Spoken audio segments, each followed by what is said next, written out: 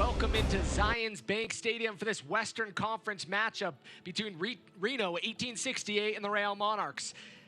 Chad Baird alongside Landon Southwick in the broadcast booth tonight, welcoming you to this matchup in what should be an exciting goal fest possibly tonight, with both teams riding high as of recently, except for a slight slip up from Reno 1868 last week against St. Louis because of a red card. But other than that, two of the hottest teams in the USL face off tonight. Yeah, real treat we're in for here on a Wednesday night. It's not going to be that hot. The sun's going to set. It's going to be under dust pretty much the entire game. Got a lot of offensive power like you were talking about. Reno 1868, one of the hottest teams in soccer, 16 games unbeaten before that loss at St. Louis, and that was at home with a red card. But don't think that's going to deter Reno at all. They had a strong performance against the Monarchs in Reno not less than a month ago, where they won 3-0, and they completely shut the Monarchs down and really kind of let the USL know that they're not only hot, but they're playing against the best teams, and they're beating the best teams. Reno's also one of the best teams in the USL on the road, 6-0-5 on the season. Monarchs, also on the home side, are one of the best teams at home, 10-0-1 all-time in this 2018 season, 9-0-1 here at Zions Bank Stadium. So both teams, something has to give tonight, one team or another, or possibly a draw, but should be a goal fest by both sides. We'll check out the starting lineup of the visitors tonight of Reno, starting up top with Brown, who we mentioned has 2 goals. Like you said, Brown starting up top with Antoine Hoppenot. Brown with 8 goals on the season, Hoppenot with 8 assists on the season. The offense runs through them. They play a 4-4-2 diamond formation that I haven't seen since college. You have Christo Wayhan, Lindo Mafeka, Seth Kasiple, Jackson Ewell in the midfield with Brent Richards, Joel Kviberg, Jimmy Ockford, Thomas Janjigan, and in the back, Marcin Kowski. Got 6 players coming in from the first team. Expect that to be a real cohesion, for them to have a real good understanding of what's going on. Sometimes that can affect a team when they go and play against, when they mix the teams up, kind of like they did last year with the Monarchs and the RSL in the Open Cup. Let's check out the home team, though. A couple changes for the Monarchs tonight, and most notably an absence of Sebastian Velasquez, the engine for the Monarchs tonight, missing in action. You'll see a few changes in the midfield to make things cohesive and still work. The same names that you've seen, Charlie Adams, Justin Portillo, and Jack Blake, will fill that role that said, but you can expect to see probably Jack Blake and Charlie Adams push a little bit higher with Justin Portillo playing that 6. Then you have Joshua Hurd, Michael Chang on the outsides, going to be serving Chandler Hoffman in all day, who just recently signed with Birmingham as their first official player of their new expansion club. Then you got Andrew Burrow and Kalen Ryden, the 2 stalwarts on the left side. Taylor Pay and Andrew Henley dropping down from the first team, trying to get some minutes and get some playing time. And then Jacob Leaker, who's been on fire since Connor Sparrow got moved up to the first team, and he's been doing an absolutely fantastic job. Like you mentioned, both keepers, solid keepers in their own right. Leaker with 6 clean sheets, Marcin Kowski with 4 clean sheets on the season, so both sides are capable of keeping a clean sheet. But like we mentioned, offense is going to be the name of the game today. Goal scores up top, Hoffman with 7, Brown with 8. Quite a few goals up top. You throw in the likes of Weehan and a few others on the Monarch side, and you get opportunities to find the back of the net. Yeah, Van Ewok, who's on the bench with 5 goals and 5 assists. You wonder why he's not starting the game. They'll be without the services of Cavillo because of the red card in the last game. That's not going to really stop them from having that potency that you're talking about up top. It's going to be a very exciting game. It's 4-1, 5 goals in the last game against Phoenix Rising. I think we can see something like that, 4 or 5 goals in this game. Who's going to win? Who can tell? But it's going to be a great matchup. One of the matchups tonight to watch for is the matchup on the wings. On one side, you've got Michael Chang. Michael Chang's been one of the most efficient wing players in the USL this season. And on the opposite side, you've got Hopeno, who's been equally as efficient. So you've got 2 guys that can serve in crosses, create chances, and give their team an opportunity to win. We have 2 different paths to where they are at right now. Both of them are performing at the same exact level. Michael Chang working his way up through the USL, Hopeno making his way down from Philadelphia Union, and now with Reno 1868, trying to prove himself, get back to the MLS, and doing a great job and showing himself that way. Like we mentioned, both teams coming in with streaks of their own, but recently a couple streaks have been broken.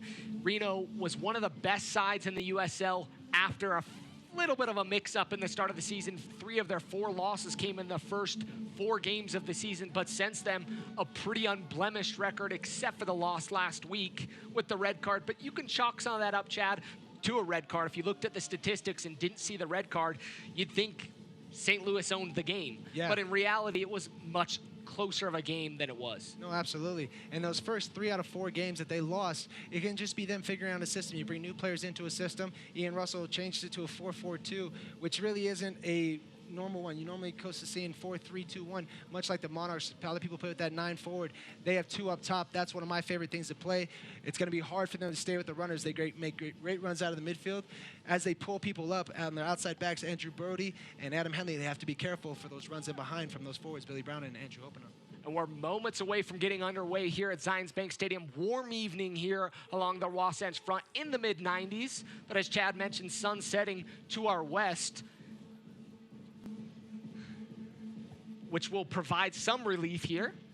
Center referee Kevin Broadley ready to get things underway. And that's at the start of this one. Ball up the right side. Monarchs wearing their claret and cobalt kits. Reno in their all whites with the blue trim across their chest. They'll be moving from south to north or from left to right across your TV screen. The thing you love about the Monarchs is that they always seem to have a chip on their shoulder from a team that they lost. They don't lose many games. They took an absolute beating in possession, shots, everything, beauty of style of play. They really couldn't just figure out this 4-4-2 of this Reno 1868 team. Really have to try and lock onto that early. There was a lot of practice this week, tactical work, formational work, pattern work, trying to figure out how to break them down and how to defend them best. Monarchs with it along their back line. Taylor Pay, the local product. Leaker looking for Henley on the on the right side, and that one will go out for a throw-in.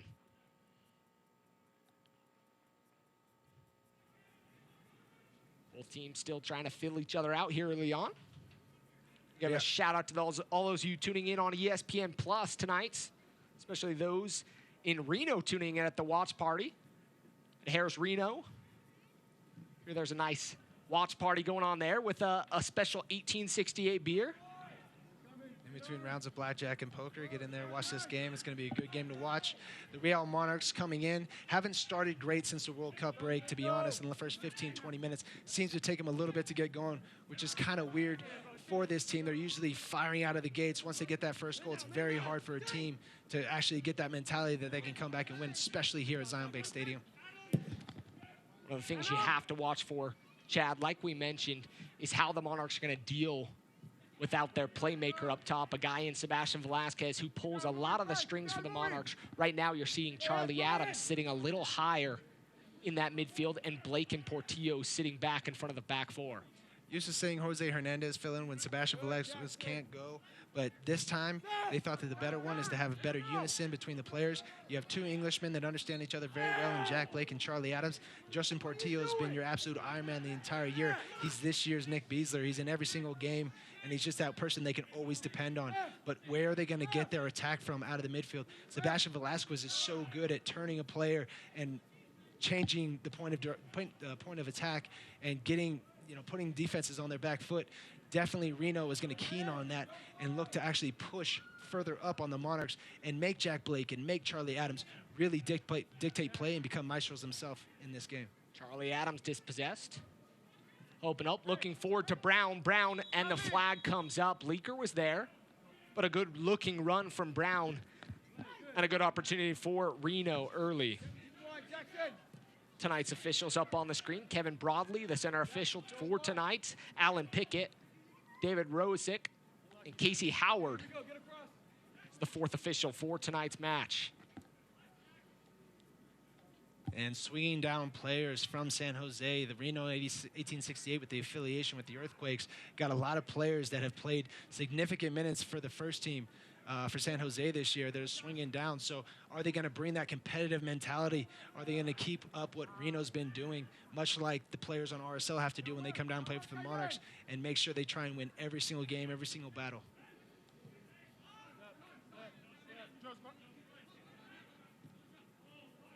Ball along the back line for Reno. Back to the keeper, inside his own 18 in the 4th minute of play. You can see how wide Reno like to take their team. They keep 2 people in the midfield. The balls that turn over, if balls are picked off by Brody or picked off by Adam Henley, look for him to get forward quick and use the midfield and play balls through the attack, through the midfield to try and open up space in behind the defense. Ofeka looking forward. Taylor Pay will cut it off. Brown went up for that challenge. Really wasn't looking for the ball, but it got in a position so that Mofeka had an opportunity for Reno. Monarchs looking to the center of the pitch. No one home. Hoffman had pushed wide, and Reno will possess.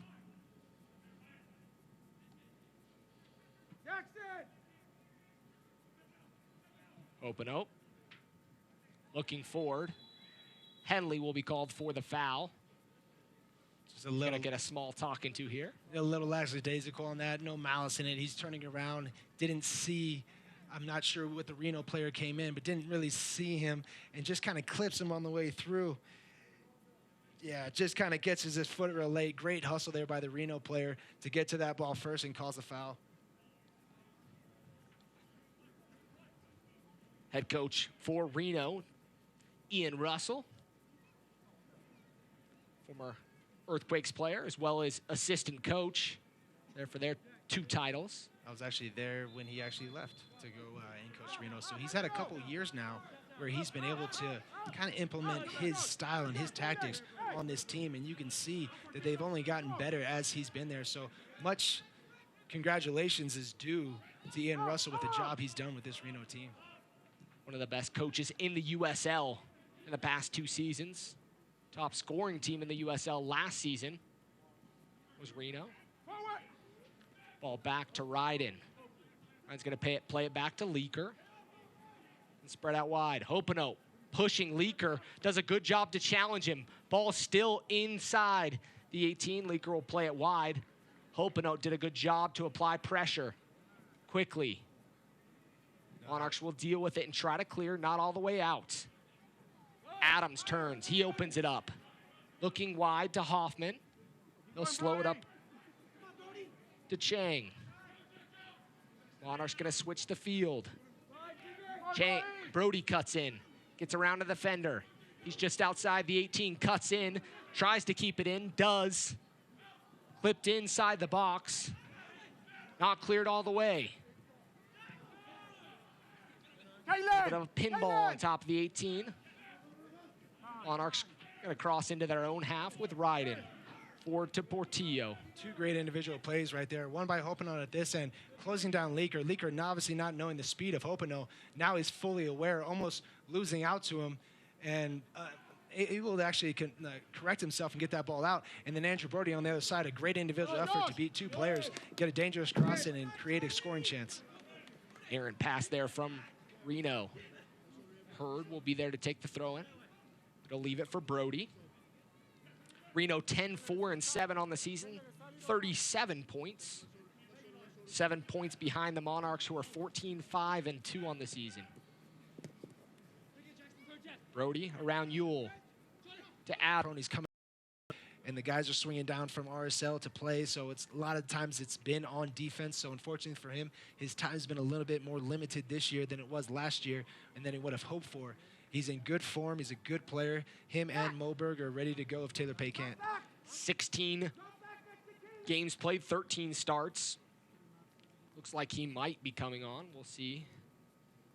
Haven't quite seen the indication yet.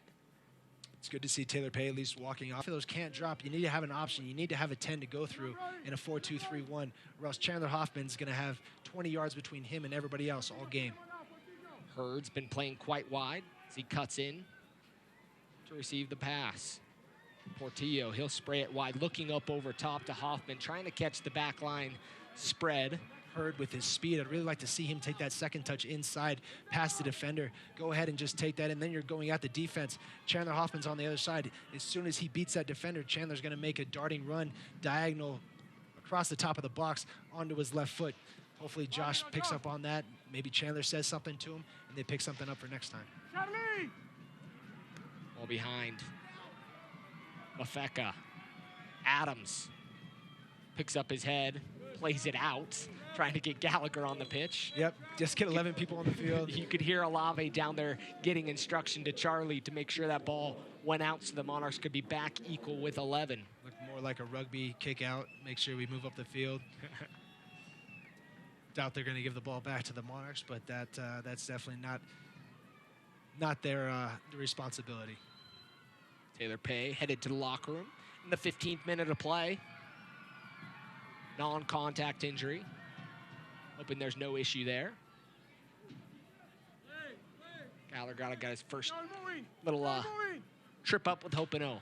Thing I really like about Reno and the balls that they play out of the back, they do play kind of one-dimensional. It seems balls over the top, but at the same time, it's always overhit it. Get it over the defense. They haven't done it on every single one, but even the balls are getting cut out. The defenders aren't getting, oh, it's a bad, oh, unlucky. Hopino just takes a trip off another great defensive effort. Blake, wide to Gallagher. Monarchs got lucky there. A golden opportunity for Reno. That's when you're saying that watering before the game, that first 15 minutes, players always have a chance to slip. It seems after 15 they don't. Portillo trying to get around Hurd. Hurd's going to be called for the foul as Richards was there. Really good job by Brent Richards putting himself in the player's way and also tracking him at the same time. Just a great job here. Josh is trying to go inside Portillo as well, and he puts his arm out there. As soon as he feels that contact, he goes down. Definitely a foul from Josh Hurd. Really well done by Brent Richards.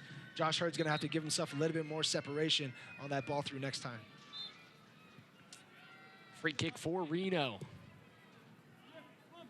Ockford plays it wide. Unable to keep it in. Difficult ball for Kviberg to deal with from Ockford there. You want to see something more put in behind the defense. And something that can't be turned over right away and shoved right back down your throat. Portillo with a lot of space. He'll play it wide to Hurd. Hurd just outside the 18. One defender in front of him. He'll play it back to Brody. Brody defended by Yule. Hurd cuts in. Excuse me, Hopino, not Yule.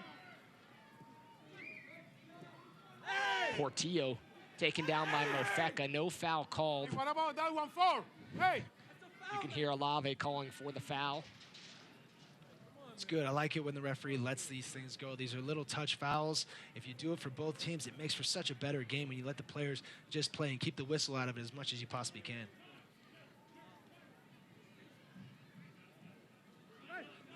Both teams have been feeling each other out in the last little bit. 2 goals early on in this one and a quick start to this game. But in the last 10 minutes or so, kind of slowed down the pace. Both teams trying to figure out where they can attack and exploit the defense. They're both such great counter-attacking teams. As soon as one team gets the edge again and goes a goal up, you're going to see a free-flowing game. But as long as it's deadlocked like this at 1-1, 0-0, anytime it's tied, look for these teams to kind of get back into their chess match and really just see who can get that goal next. This is going to be a true chess match like you've never seen in the USL this year for sure. Monarchs have scored 36 goals on the season, including tonight's. Reno with 34, 25 goals conceded. Monarchs 22 goals conceded. Both sides capable, like we've mentioned all night, of scoring goals and doing a good job at keeping most of the goals out, as Hoffman's going to be bodied off by Kviberg there, and a nice job to usher it out for a goal kick. What the Monarchs need to do and concentrate on is not giving up goals. Same thing with Reno FC. They do such a great job scoring goals, but they also have been bleeding goals as of late. So can they kind of sew that up? Can they get some shutouts again? Can they get back to those where they're winning it 1-0, 2-0, 3-0, so that when they score, they know there's no way for the other team to come back. Gallagher wins the header. Up forward to Hoffman. Hoffman tries to get a foot on it. We'll go back to the keeper.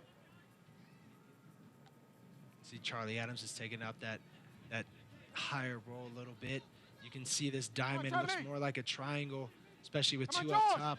Then Hopino and weighing out wide. Nice turn there by Mofeka. Mofeka right in there, right in with the 2 hands in the back. Gives up the foul. See Kevin Broadley.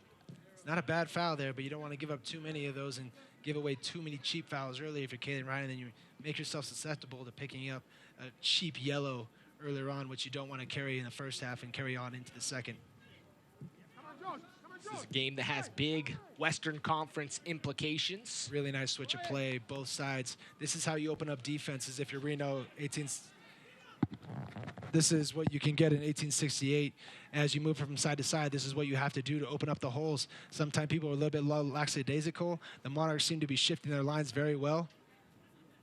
Mafeka gets to it. Good job by Mafeka to Brown. Out wide. Good opportunity here for Reno. Inside the box. Inside the 18. Still taking a deflection. And the Monarchs will clear. What a great build up there from Mafeka and Brian Brown to open up Chris Wayne on the outside and come in and get a good cross. Dangerous chance. Ball's ping-ponging about a little bit. Gets cleared out. And now Monarchs are going the other way.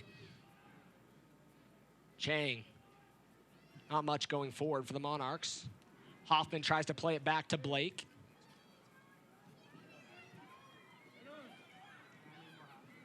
Ball inside the midfield circle. Kasipli wearing the captain's armband.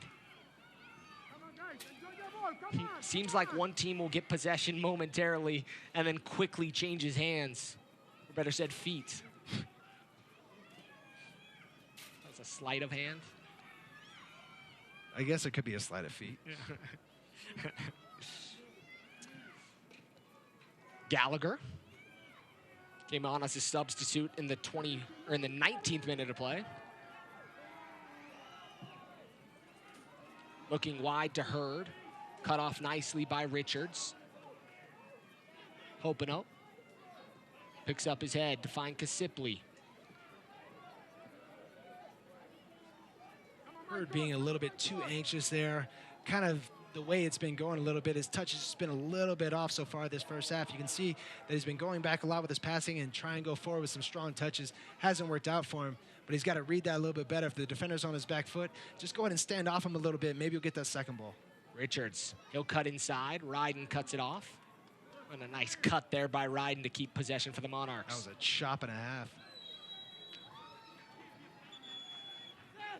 The USL's official Twitter feed keeps you up to date with news, live game updates, and highlights from around the league 24/7. Follow @USL on Twitter. That's @USL on Twitter.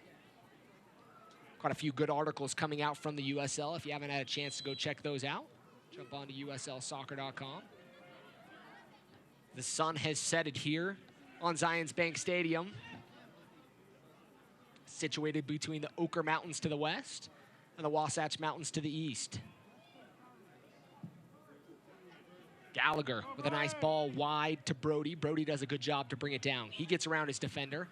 He's just to Blake on top of the 18. Brody gets a touch, but the flag was up.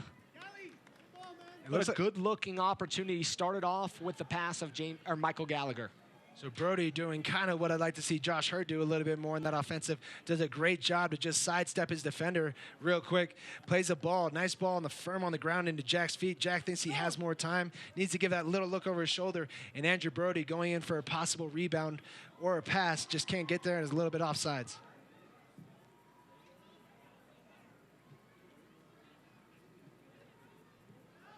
Good control there by Charlie Adams. Portillo out wide to Henley. Henley still trying to get involved. Slowed up on a couple of his runs. Even though the goal came from the right side, it was really the only attack the Monarchs had down that side so far, and it was from an error from Kveberg or a slip from Kveberg. But Andrew Brody... Henley using his speed. Tries to get on the end of that one. It'll be played out by Kveberg. It'll be a throw-in for the Monarchs. Deep in Reno's attacking third.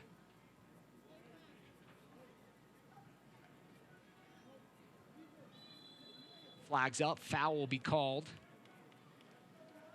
as Adams goes down. Jackson and the challenge from behind. Unable to stop himself there, just completely runs over Charlie Adams and gives up a dangerous free kick to a team that is notorious for actually doing well. Didn't really kind of run over him as much, just Charlie Adams goes down and Yule just kind of follows over top of him. But it's a dangerous free kick. Got Jack Blake standing over the ball, can whip in a very good ball. Galley riding with 4 goals on the year, looking to add. Wide of the 18, one man in the wall. Blake will win with his right foot, looking for Ryden. Played out, but still not cleared all the way. 3 near post runs there from the Monarchs. Great turn by Charlie Adams. Charlie Adams inside the 18. Cuts it back, takes a deflection off Kasipli. It'll be a Monarchs corner kick.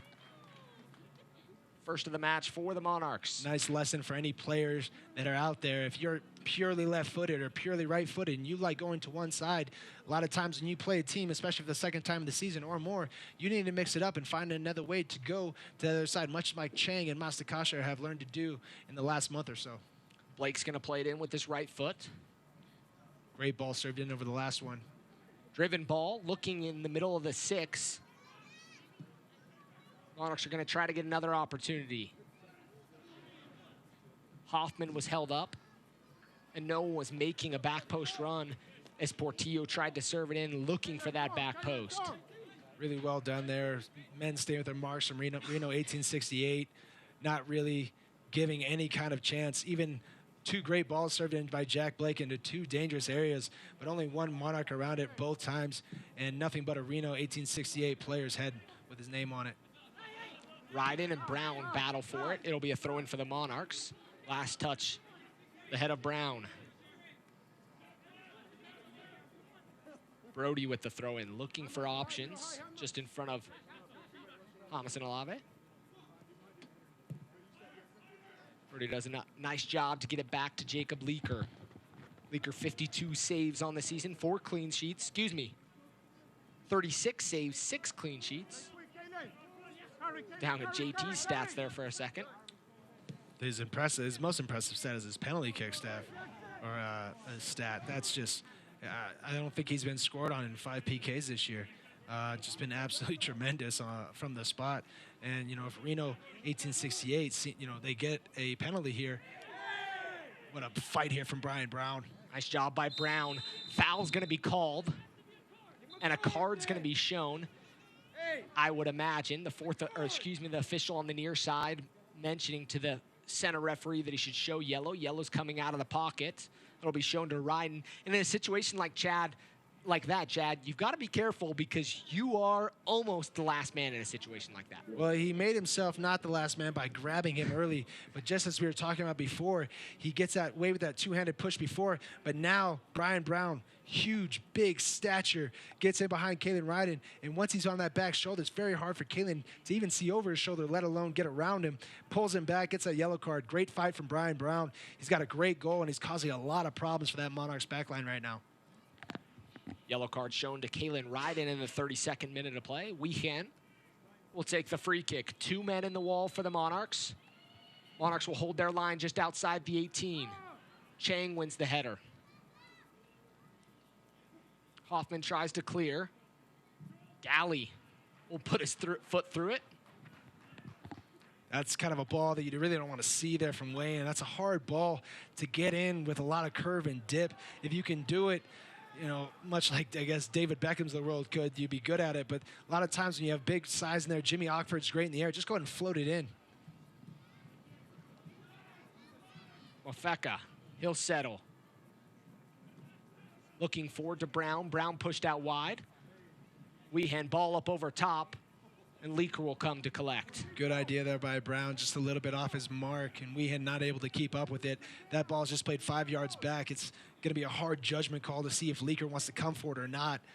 Does a good job. He's been more off his line. He has to be because a lot of balls are being sent in behind. So those balls in behind Kalen Ryden and Scott Gallagher, they really need to show up. Portillo, the chop there. And I said Scott Gallagher and Michael Gallagher. You're good. Michael Scott, maybe. A little Office, maybe. Those Office fans out there. See how many modern-day quotes we can get in. We can talk about the Bachelorettes. 3v2 on this side if they can actually move up.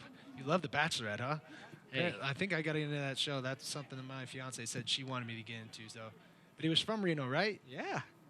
Garrett. Brown slowed up his run for Weehan on the far side. I wonder if they had betting odds at that Harris that they have the watch party at for the Reno Bachelorette. Good for him. One of 2 finalists and won a couple nights ago.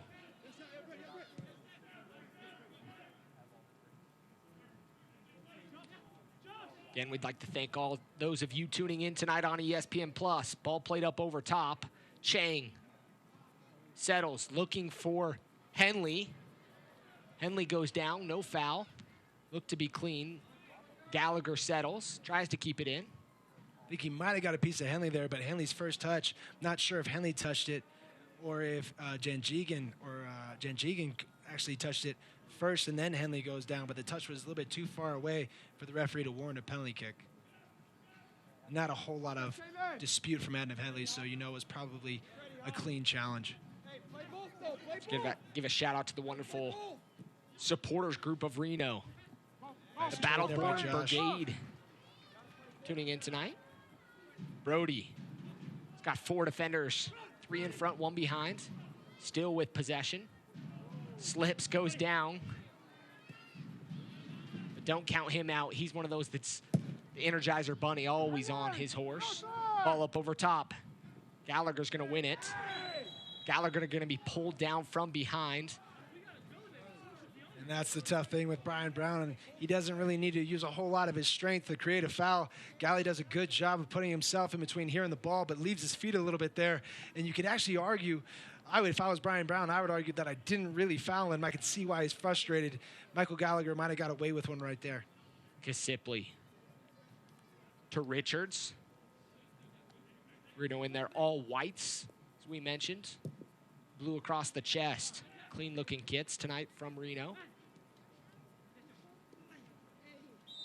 Hurd's going to be called for the foul just at the midfield stripe. Come on, guys, come on. Kasipley goes down. It'll be a free kick for Reno.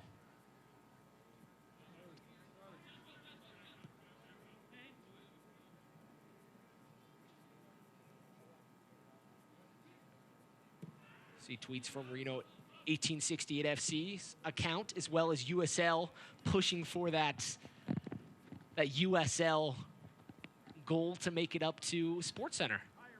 Yeah. It's Go ahead worthy. and get on there and vote. It's definitely worthy for a top 10 nominee, especially before football season when all top 10 highlights are just football. Open up. Right in there, right in. With the shoulder. Not a foul for me here, but I can see why the referee calls it. Hopino does a good job of getting down the line on Kalen and sees that Kalen's going to come in for a shoulder bars the entire time. At the last second, shows his back to Kalen Ryden, commits a foul in a dangerous spot. We'll see what Chris Whalen comes up with now, whether he serves in that nice little ball to the back post and uses his height right here. You see Hopino just get his shoulder in front, and that's how you draw a foul in the defensive half. Referee's going to call it more times than not when it goes from a bigger player on a little player. Andrew Brody will be in the wall for Leaker. Weehan will stand over the free kick. Directly wide of the 18. Look for some near post runs here from Reno 1868. Ball whipped in. Shot and an opportunity there. Semi-cleared by the Monarchs. It'll hit an arm, and it'll be a free kick for Jacob Leaker. Yeah, good ball in there. Looked like it'd be something kind of brought back, maybe something you designed up. Throw the big guys at the front post, get somebody coming back at that middle of that spot. Great ball in there from Galley, little grass cutter, turf burner to Charlie Adams, and he's turning and going.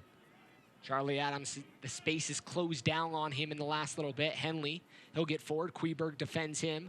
It'll take a deflection. It'll be a goal kick for Reno.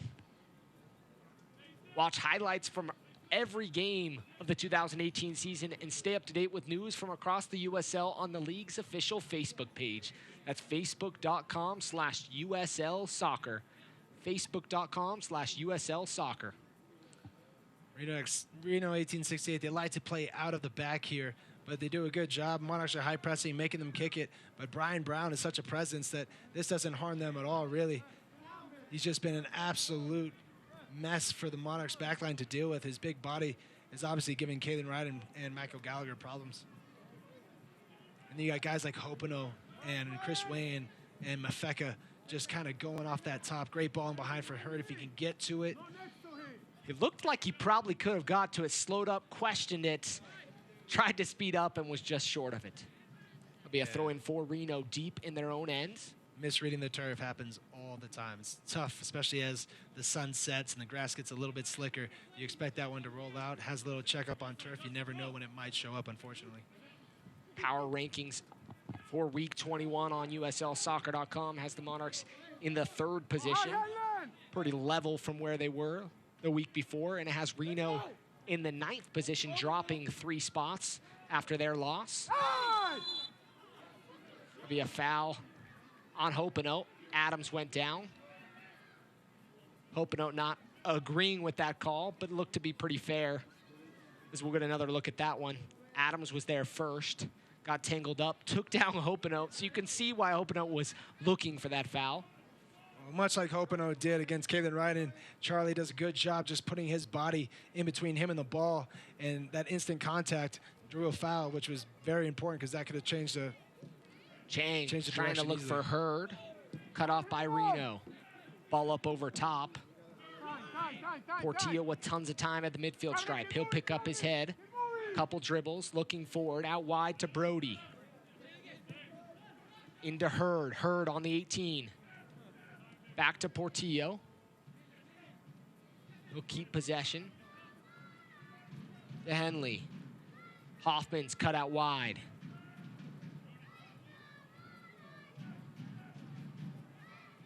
Adams inside for Henley. Henley inside the 18 to Chang. Shot and a goal!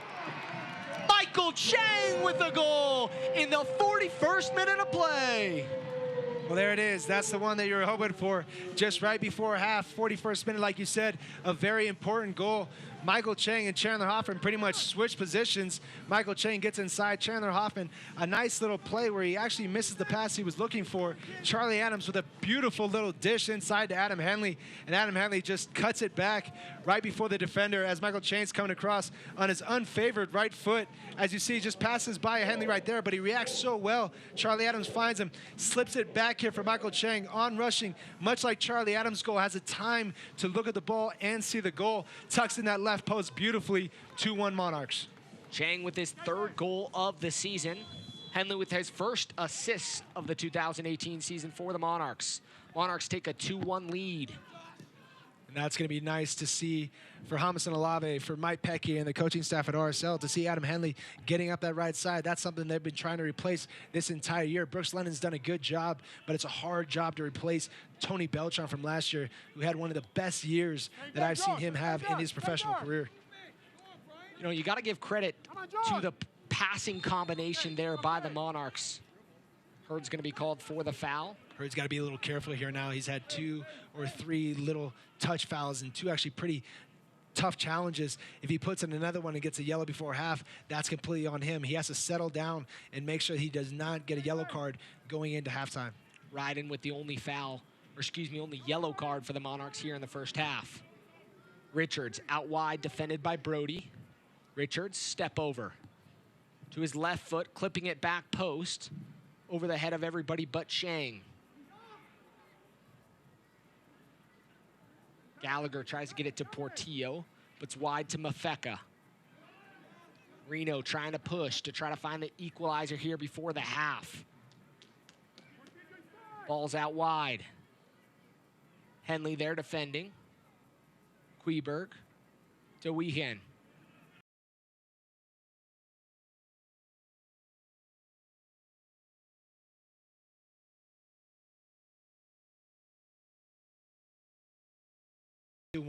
Can they get that same thing and kill the confidence, much like the Monarchs did to them right after they scored in the first half, first 8 minutes? It's been an exciting 41 minutes so far. Mafeka will keep it in. Looking to clip it into Brown. It'll be played out by the Monarchs. You can see him and Brown just weren't on the same page. He was looking for Brown to make kind of that cutting run inside behind the defense. Lookford tried to go quickly. He'll hold it up for Richards. 44th minute of play, getting closer to the end of the first half. So you're going to look at Richards as well as interim head coach Jamison Olave there.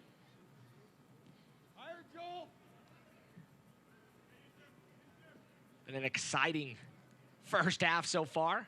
44 minutes, couple goals. Substitution, yellow card, some opportunities, the whole bunch. Good Chang interplay, good defense. Monarchs are off running. Chang's going to run up the defense. He'll cut in. Turns around, tries to keep possession. Reno does a good job to collapse their defense and cut off the Monarch attack.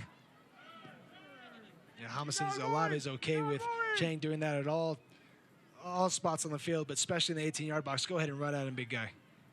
Adams looking forward to Hurd. Hurd tried to drag it from behind. If Hurd had seen Jack Blake, maybe Jack can just be a little bit louder right there, and would have been a layoff much like Chandler Hoffman had to Charlie Adams. And you're looking for a good layoff for Jack coming forward on his right foot. Blood. Kalen Ryden. You can hear from the bench how that happened. Blood's coming from Kalen Ryden's nose, and he'll get checked out. So we're almost here at first half stoppage time. AR on the near side is going to make him step off the pitch. And a good opportunity. This could last until the second half. So Reno at 1868 could be playing up a man for the last couple minutes, last minute plus injury time here. I'm imagining there will probably be at least 2 or 3 minutes, and you're just wondering, oh, Kalen Ryan looks like he's ready to go back in right now.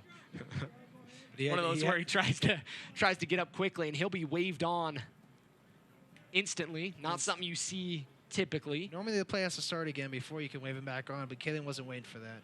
3 minutes of stoppage have been announced. We've entered first half stoppage time. Reno with it in their own half. Looking forward, a ball that's been played frequently up over the top, looking for Brown. Takes a deflection off the Monarchs back line. It'll be a corner kick for Reno. It's a good understanding there between, really good understanding there. It looks like they've been a little gypped on this call by the linesman. They didn't see it skim off Kalen Ryden's head as it goes forward. Played the ball in behind defense. It looked like it definitely hit somebody. Ian Ruff was just as confused as we are. Definitely should have gone out for a corner kick. Unlucky for Reno, there is no VAR in USL, so it will be a goal kick. One of those that even you and I are quite confused at the call there, but nonetheless, will be a goal kick for the Monarchs. Math and referees have always confused me, so. Hey, everybody but you two saw it. Coach, you got something to say to them. Everybody but you two saw it. Ian Russell saying everybody but you two saw it. Nice little cut there from Charlie Adams, a little English touch. And those are big plays here at the end of the second half. You want to get set pieces. People are tired. This is when people can fall asleep. So set pieces are important, especially at the end of half. So I definitely see why Ian Russell's a little bit perturbed by that call from the center referee and the linesman. And I think he rightfully has reason to be. Looked like it was off the Monarchs back line. It's Hurd. He's going to knock it out. It'll be a throw in here. We're in the second, almost to the 3rd minute of stoppage time. Brown and Ryden have been battling all night. Blake to Gallagher. Chang, Monarchs with nice 1-2 touch passing going on here as of recent. Adam Henley, after that assist, definitely seeming to find his moxie going forward. Chang loses it under his feet. Come on, John. And Reno's going to try to counter. Brown making a run up over top. Ball's played out wide to the far side. Reno's going to recycle. And Brown, for being such a big guy, an imposing figure, really likes to use his speed to get in behind rather than his size to hold the ball up. Haven't seen too much of that yet. He's done a good job challenging, but a lot of times goes for those second balls and wins a lot of those first balls. And those balls in behind, you can see that Reno 1868 are looking for that all night. Hoffman had a nice line behind Richards. Sometimes Portillo and Blake just didn't see it. Yeah, sometimes it's just on the wrong foot of the person playing to you. Wish that maybe Charlie Adams was in that position for that ball played through on his left foot. And that's the first half here at Zions Bank Stadium. Monarchs will head to the locker room with a 2-1 lead. Really good first half. Really great response from the Monarchs after an absolutely fantastic goal by Brian Brown in the 8th minute. Respond with Charlie Adams off a Chandler Hoffman layoff, and just a minute and a half later, and then 36th minute, about that, Michael Chang comes in off a great little inner working play. Adam Henley being the provider. Great goal, up to 1.5. One of the impressive things is the Monarchs have struggled when they've gone down early. Going down in the 9th minute of play tonight on that Brown goal, and then responding with goals in the 10th and 41st to head to the locker room with a 2-1 lead. I mean, it's been a great response. It's been a great game. And in between those great goals and a little bit of flair here and there, you've seen some good chances from Reno. You've seen some good chances from Monarchs. But a chess game and really nice inner working between the midfield, switching the point of attack, trying to find those balls in behind. Great little balls in behind, nice little challenges, getting a little chippy. It's what you expect to see out of a top five Western Conference matchup. Yeah, when you get two teams like this, you would expect to see some of that. Goals, like we mentioned, I think we called that and mentioned that that was going to be what you were going to see in this game. And then on top of it, you've seen both sides really kind of going at each other. No one willing to concede to the other team. Absolutely, and that's the kind of tough thing for the Monarchs to figure out because they are coming off a 10 game. They haven't had this kind of a break. So finding that energy and getting scored on early with Brian Brown, that response has to just really just bring a smile to the coaching staff of RSL, especially the way they got it, working on that tactical defense after getting absolutely lambasted by this 4-4-2 last time up in Reno. Monarchs with the 2-1 lead here in the locker room. Halftime here at Zions Bank Stadium. We'll have an interview with General Manager Dan Egner here shortly.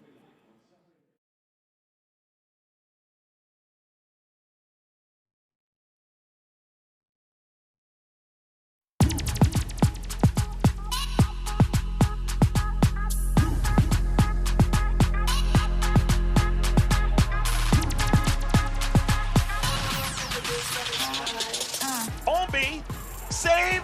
Olwine Fawn Williams kept that out. Second time, and it's blocked. Wow, what a save from Wazinski there. And another save for Lopez. Estrada, save! Fennelson! Nachimpong, left-footed ball, saved! Starikov, save! Ranjitsing. Sparked the counterattack the other way. Christian Duke couldn't get there. Great move. T2 on the move. It's a 2-on-1. Still with it. T2 all the way. Oh my goodness. To free up Sam Hamilton, and now speaking of freeing up, here's Shane Malcolm. Malcolm with the left foot scores! What a tremendous goal from Shane Malcolm. Absolutely beautiful. Jeb looking to work some space, but Jeb's gonna give it a go! Beyond the Jeb with his 4th goal of the season, and it's an absolute beauty.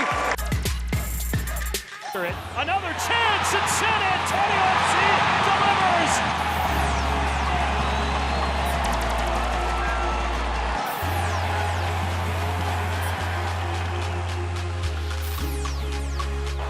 But Desmond will send it across. Adi on the header, and Pickens makes the save. And again, it's a teasing ball towards the back post, and Ferrino somehow, some way, tips it over the bar. Troyer! Oh, a spectacular save by McGuire. Mohamed, no. Oh! Danny Lynn, great save. 5 players edge of the Tampa Bay penalty area, and oh, what a goal! And it's Nana Adakora.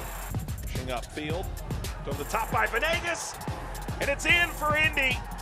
McInerney on the doorstep. Well played into the box for Asante, knocks it down, and it's in the net. Burt crosses this one, far side for Uso, into the back of the net! Nice little touch. To Francois, drives There it is! It's onside of the house. Have the lead. Down, Illich stabs it back. Davis!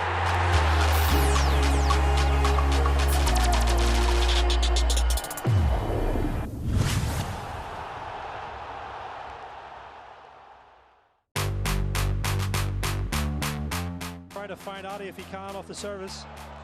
But Desmond will send it across. Adi on the header, and Pickens makes the save. Nearly on cue, partner. Long, if you can believe it. Ombi, save, follow, Illich can't get there. Olwine Fawn Williams kept that out. It's Wharton again. And again, it's a teasing ball towards the back post, and Ferrino somehow, some way, tips it over the bar.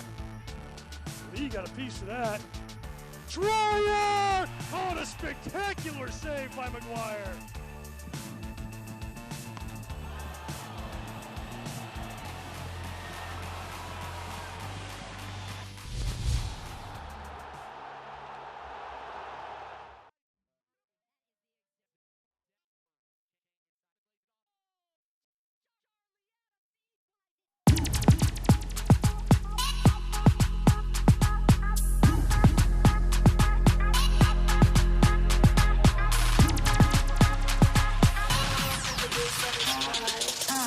Bobby. Save. Oh, wine fun. Williams kept that out. Second time, and it's blocked. Wow, what a save from Wazinski there. And another save for Lopez. Estrada. Save. Fettelson. Pong, left-footed ball, saved. Starikov. Save. Ranchitsing. Spark the counterattack the other way. Christian Duke couldn't get there. Great move. T2 on the move. It's a 2-on-1. Still with it. T2 all the way. Oh my goodness. To free up Sam Hamilton, and now speaking of freeing up, here's Shane Malcolm. Malcolm with the left foot scores! What a tremendous goal from Shane Malcolm. Absolutely beautiful. Jeb looking to work some space, but Jeb's going to give it a go! Beyond the Jeb with his fourth goal of the season, and it's an absolute beauty. Another chance, and San Antonio FC delivers.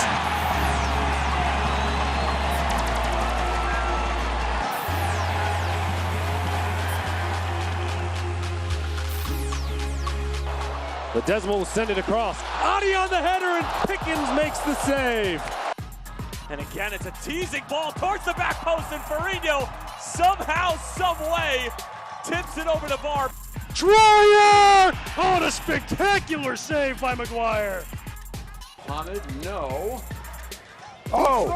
Danny Lynn, great save. 5 players edge of the Tampa Bay penalty area, and oh, what a goal! And it's Nana Adekora. Pushing upfield, to the top by Venegas, and it's in for Indy. McInerney on the doorstep. Well played into the box for Asante, knocks it down, and it's in the net. Burt crosses this one, far side for Uso, into the back of the net! Nice little touch. To Francois, tries There it is! It's onside of the house. Hammer lead. Not down, Illich stabs it back, Davis!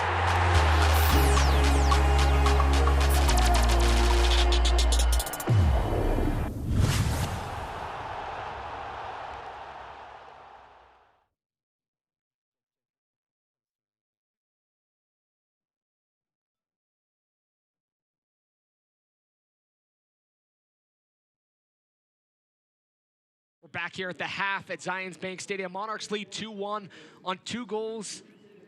Amazing goals from the Monarchs and one amazing goal from Brown. General Manager Dan Egner joining us in the booth, having a little fun. He's our most frequent guest. We love to bring him up and chat, get some insights. Tonight we'll talk a little bit about the transfer window that's closing in 2 hours, as well as tonight's game. And let's start off chatting about the game so far. Yeah, it's been exciting. If I was a fan, I definitely wouldn't mind paying to watch this. Both teams very evenly matched, kind of what we thought. You know, both teams like to attack and on their day are clinical, and we've seen that from both teams. I mean, what a goal by Brown. That's one we just got to sit back and tip your cap.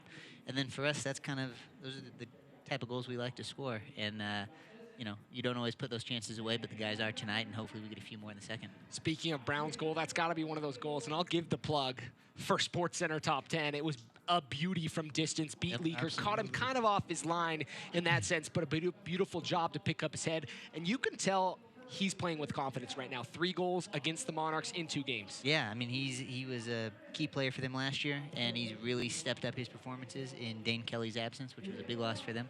But he's kind of picked up the pace, and he's performing for them, and you saw his quality tonight. It's kind of like you said, you know, he's got 3 goals of his 8 or his 9 against the best team in the league. That really speaks that he shows up in big games, and he's been a handful ever since Taylor Pay goes down, unfortunately. But then you have Kaden Ryan, he's got a bloody nose, a yellow card. He's been doing work on him, so you got to really watch out for him. He's been a real kind of firecracker, and Mafeka's really been finding him a lot tonight. Yeah. One of the things you've seen from the Monarchs tonight is a little bit of a different attack.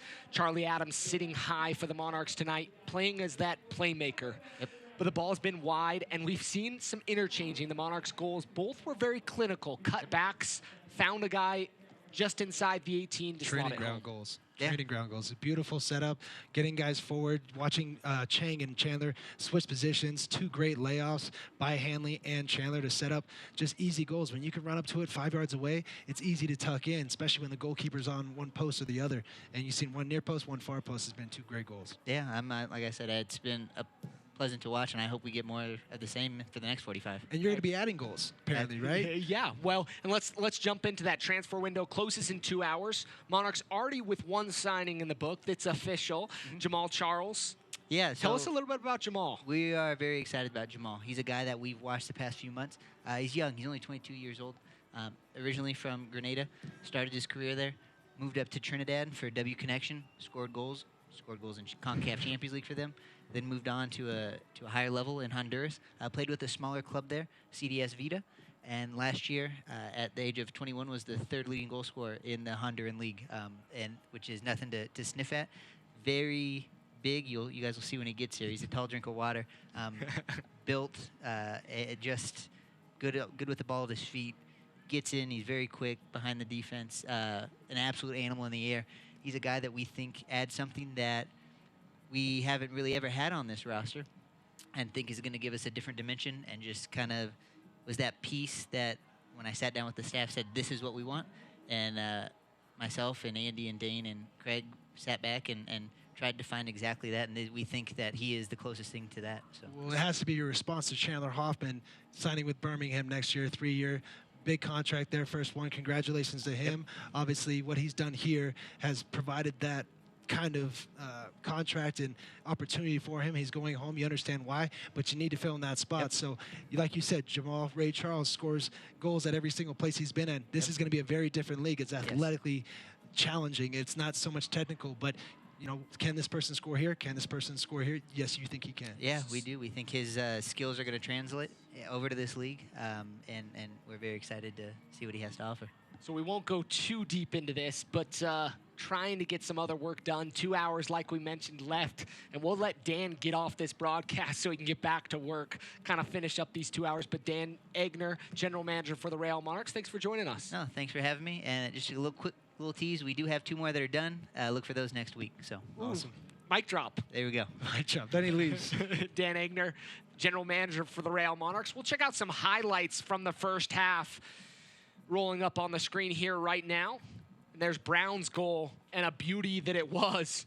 I mean, I don't even know if you can say much about that one. That one was excellent. I mean, Leaker kind of puts his head down. He knows he's a little bit off his line, but that's kind of hard to say. You could see Brian Brown was really hyped up after that. It's a great goal with his left foot.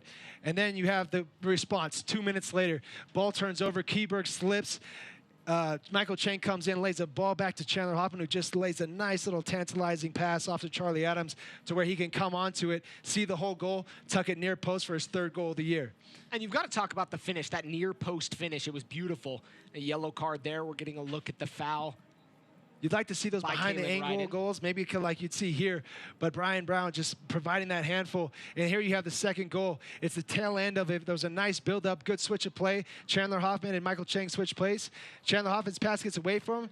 He switches spots. Charlie Adams pushes in Addy from a great response. Adam Henley just drops it back to Michael Chang, and on his unfavored right foot, very left-footed Michael Chang slots it home nice and calmly for the 2-1 lead 4 minutes before the half. Both teams are out ready on the pitch. We'll see if there was any substitutions made. It does not look like there was. Both sides getting ready to rock and roll. Expect Reno FC or Reno 1868 to come out firing in this half. They pretty much set the standard for the first 10 minutes, and then after the Monarchs scored, it was more of a chess match again. But there needs to be points in the game where you say, okay, we're going to attack.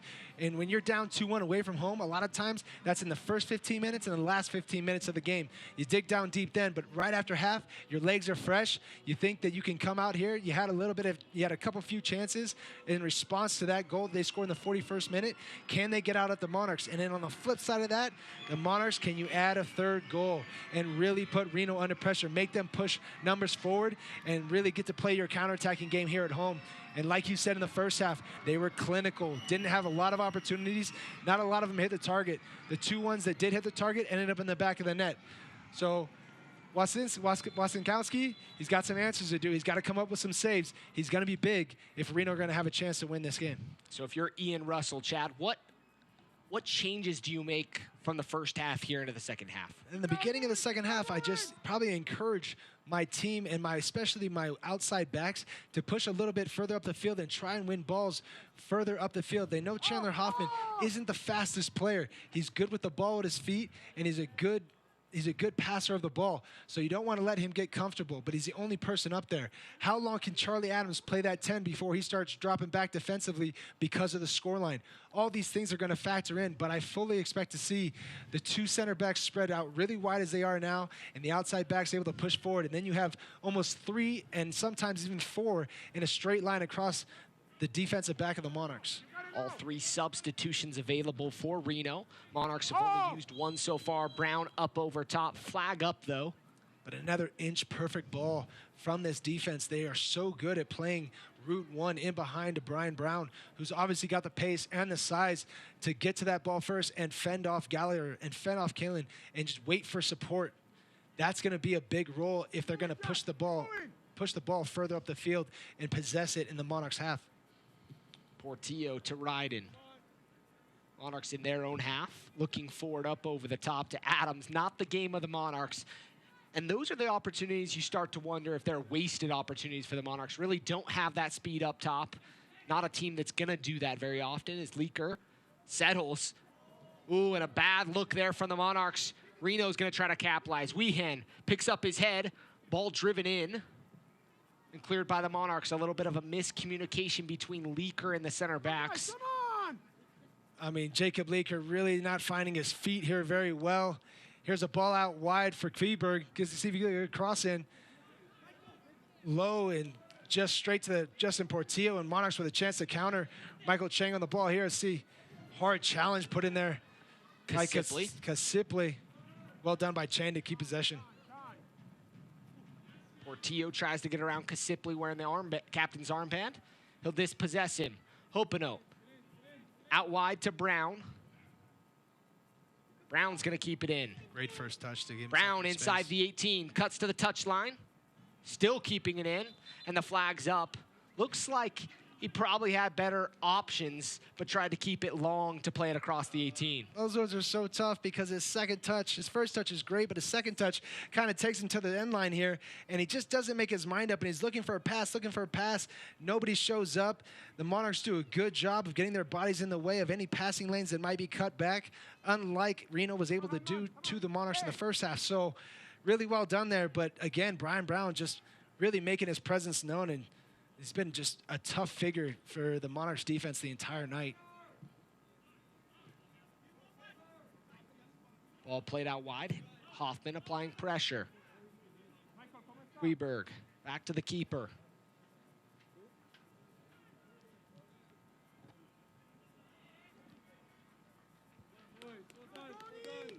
Be a throw-in for the Monarchs.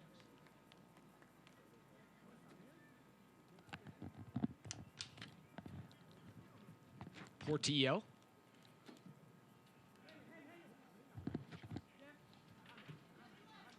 Out wide to Chang. Portillo.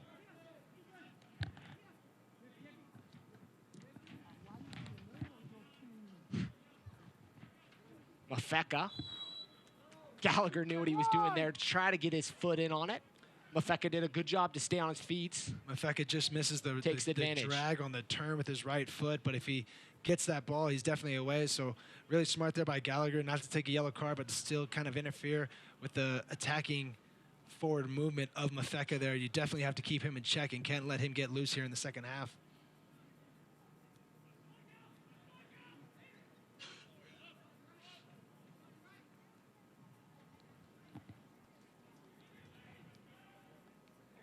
Reno with it in their own half. Kind of trying to fill out the Monarchs. Haven't pushed too far forward so far. Doing a nice job. Wide to Kveberg. Weehan.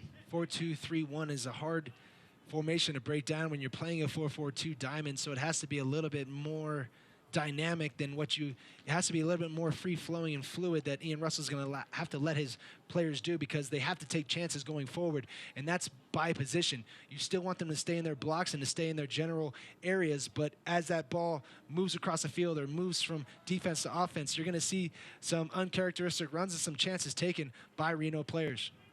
Brody, forward for the Monarchs. Henley calling for it, switches the field. Henley picks up his head. He'll go forward, attacking at Weehan. Looking forward to Blake. Blake taken down from behind. Janjigian with the foul. Weehan's going to step in front of the ball. Love Blake's eagerness there to get forward. It looked like if Adam Henley had been a little bit more alert to the situation, he might have been able to be slipped in right here. As soon as Jack gets fouled, he's keen to and aware. He turns around. He's looking for Adam, go, go. And he just doesn't. Chris Wayne does a good job getting in the way here. Not sometimes those heads-up soccer intelligence that you see from players. Weehan, 2 in the wall, Mafeka and Weehan. A really good chance here to put in a dangerous ball. You want Chang to serve as more of a blocker, get in front of that first guy, and just play a ball head height right on top of the 6. Playing Blake, serves it back post, no one home, a little far for everybody. It's kind of made a PK spot run for the majority of the guys, and the ball was played to the back stick. I'd almost rather see a one-hopper straight into the goalkeeper's arms there, because all that crashing bodies coming across, you're just hoping for somebody. It doesn't even have to be somebody on your team. Could be someone from Reno 1868 getting on the end of it, poking a goal into their own net, much like they did in the Phoenix Rising game 4-1 just 10 days ago. Mafeka looks like he could have played an early ball, but held it up. Keeps possession for Reno. Ball's inside the 18. Weehan rises, takes a deflection. It'll be a throw-in for the Monarchs. Weehan's going to want that one back. I'm sure he thought Adam Henley was going to rise up with him, but Adam Henley loses his man, gives a little bit too much separation. He's got to be closer to him because he just mistimes it, and that's one thing that you don't judge here in the altitude is the ball just seems to carry just that little bit more and just went a little touch over Weehan's head. He's here. Olave telling Hoffman to get high. You're the point man. If he's not up there, these balls are easy to pick up. Takes a deflection off Charlie Adams. A lucky bounce. He'll quickly apply pressure. Great hustle there from Charlie to force that play and not allow it to get to the defense and play out like they've been like Reno 1868's been liking to do today. Gallagher looking for Chang. It'll be cut off. Mofeka out wide to Brown. Brown and a Gallagher sliding tackle does a nice job to dispossess Brown. Brown smacks his hands knowing he had a golden opportunity there. Makes up for his own mistake. Brian Brown doesn't take a bad touch, but Michael Gallagher, his recovery run to get into Brian Brown, and it has to be an inch-perfect tackle because it's in the box. If he doesn't get the ball, it's definitely going to be a PK. Really well done to make up for his mistake. Blake, top of the 18. Ball from Adams, trying to find him. Hopino going forward. Mafeka with him. The ball's out in front of Mafeka. Gallagher stepped up his line, trying to catch Mafeka off. As that's going there, you don't play that ball, and the forward or the attacking player has to run across that line. It has to be a little lofted, a little chip, maybe just a little flick of the foot and just try and get that so it just stops on the other side of the defense and Mafeka can get onto it. Henley looking forward to Hoffman. Hoffman wasn't there yet to get that there. Brown out wide. Brown with an opportunity. Shot! Takes a deflection, I believe. No, just wide from Leaker. And Brown, you can tell he is he's both-footed. Obviously, his course is worldly of a left off here, but you can tell that he's not completely comfortable on his left foot here. He shoots it off balance. He doesn't have the same steps as he does on his right. He tries to go for pure power. Looked like Leaker might have got a hand to it, but it also hits the side of the netting. It's a goal kick for the Monarchs, but a great chance wasted. Not to get a shot on target will be disappointing for Ian Russell and Brian Brown. The second look looks like he just put it wide and Leaker had the post covered.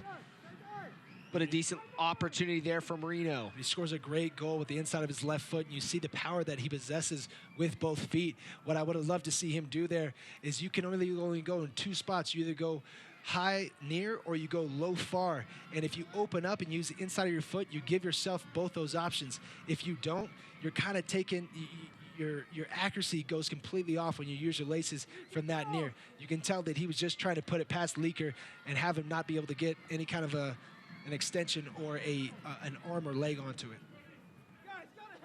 Nice step there by Jackson Ewell. Nice job to momentarily get around Chandler Hoffman. It's not exceptionally hard to get around forwards, but Hoffman does work tirelessly on defense. Well, you open yourself up, and speaking, you know, Chad, as a MLS veteran for 14 years, a guy that did a lot of running, especially late in games, you put yourself in those situations to try to cut things off, but at the same time, it makes you a little susceptible to getting beat. A little susceptible to getting beat. You take chances as a forward. A lot of times you just leave your leg in there and you kind of do flybys, just hoping to get a little boot or a little toe onto it. And if you do, you use the other player's momentum to get him behind. That'll be a corner kick for Weehan. Weehan hasn't had the best delivery all night.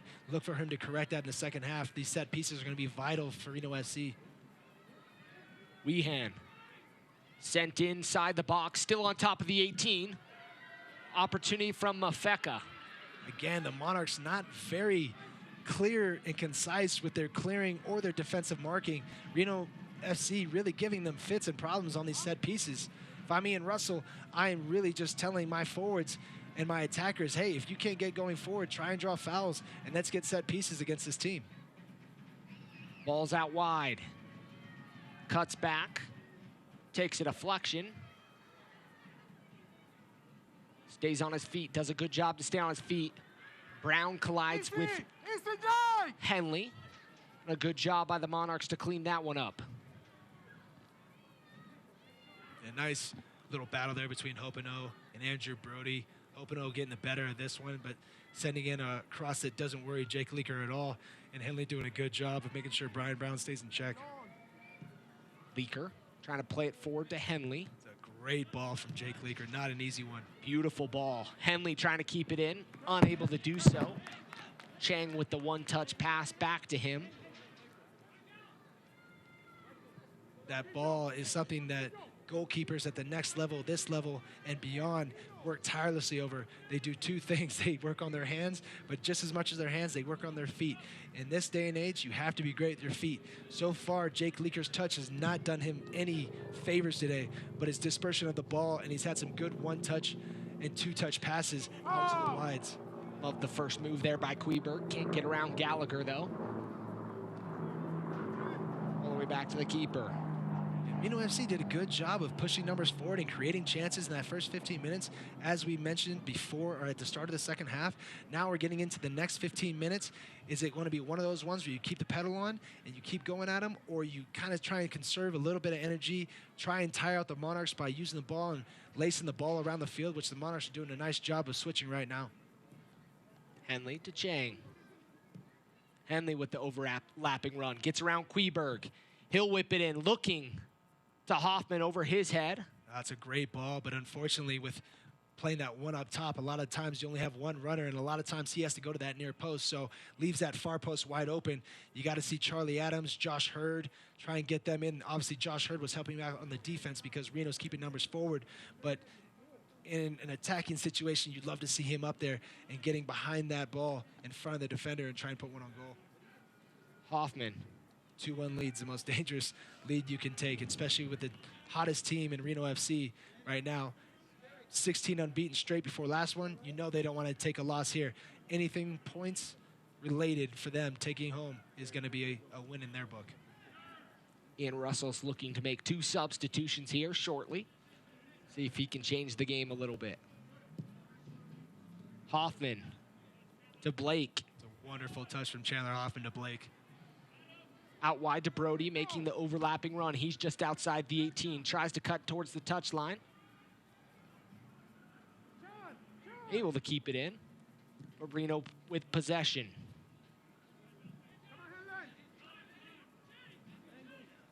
Good look there from Casiple.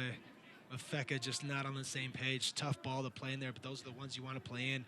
Those balls, if you can play them on the ground in between the defense and the midfield is great. Adams inside the 18 takes a crack and a deflection.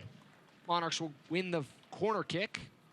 And as good as Charlie Adams has played tonight, that's exactly what Sebastian Velasquez brings to the field, is that ability to create that shot when it doesn't seem like it's there.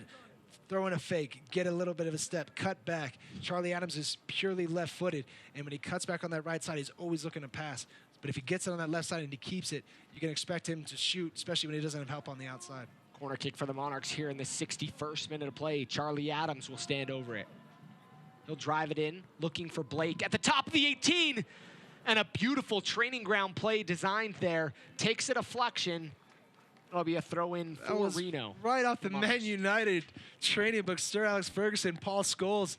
You see Jack Blake not really sure if that ball's going to get over, but Charlie Adams just puts in a picture-perfect ball right in the window, and he absolutely tags it. Unfortunate for him, defender right in his way, but great little backspin, great concentration, and gets all of it. But brave defending there. I think it tags Hopenut in the side. That's going to leave a little bruise tomorrow, but a bruise that he'll be happy to take. Ball on top of the 6, takes a deflection. It'll be a goal kick. Monarchs contesting. AR on the near side trying to figure it out. He'll point to the goal kick. Well, they aren't interested in giving corner kicks, too many corner kicks away on this side, it seems. So looks like Charlie, good cutback, good play there by Brody to get to the byline, cuts it back to Charlie Adams, just can't get there right before the defender, and looks to put it just over, according to the center referee, with no touch. 2 subs coming momentarily for Reno. Be interested to see who they take off and why they take off, maybe because of tired legs. Really can't say that any of these Reno players have had a bad game. It's been a good fought match. I'm sure they're just bringing him in here for a little bit of an offensive threat and change and some fresh legs. Ewell picks up his head. Forward to Weehand. Weehand.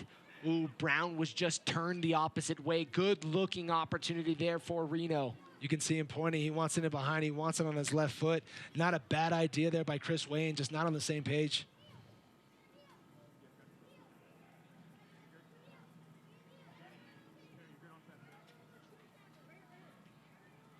Mazovsky, as well as Van Avak coming on for Reno here momentarily. 63rd minute of play, 2 substitutions coming from Reno. Monarchs already used 1 on a Taylor Pay injury, bringing on Gallagher in the 19th minute. And it's always up to the coach to who starts the game and everything, but Van Avak had a very good season with 5 goals, 5 assists, one of the best well-rounded players on this team. Look for him to come in and really just be a passer of the ball in dangerous spots. Look for him to get behind. Both players entering the match with 5 goals apiece. So we're going to see the first substitution. Weehand's night's going to be done.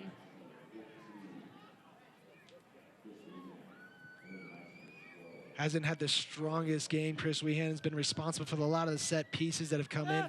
Hasn't served in too many great balls. They've been a little dangerous because of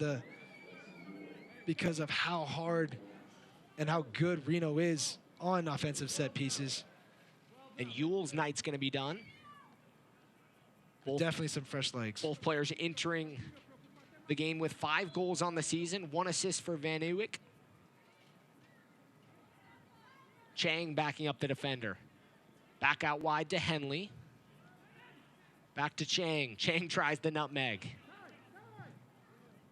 Tries for that cornhole right there. You know, I don't know if you saw ESPN, the Ocho today was playing some of their sports, different things on there. Cornhole was one of them. Cornhole, snooker. You know, and you gotta love cornhole. I was talking with a coworker today. Random fact: one of those is known as, if you get 4 in, it's the ultimate cornholio. Cornholio? I just have to say it. Is that a Beavis and Butthead reference? Well, it's called an ultimate cornholio. Anyway, we digress. I think Beavis and Butthead is too old for a lot of these people.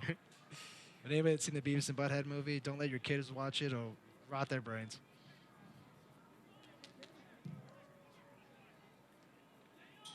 Ford And anytime Leaker has a chance to put his foot through the ball, he's shown that he can get rid of it and put it upfield to change the direction. It's just when he has time to take touches that he's struggling with a little bit here.